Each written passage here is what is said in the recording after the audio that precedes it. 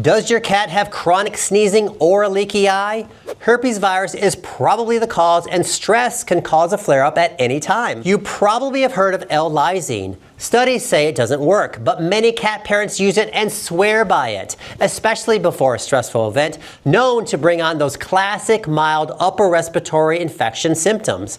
It's not a cure, but it may help decrease symptom severity and shorten illness duration. To learn more, click the link in the description to watch the full video. There, I'll chat about everything you need to know about feline herpes virus.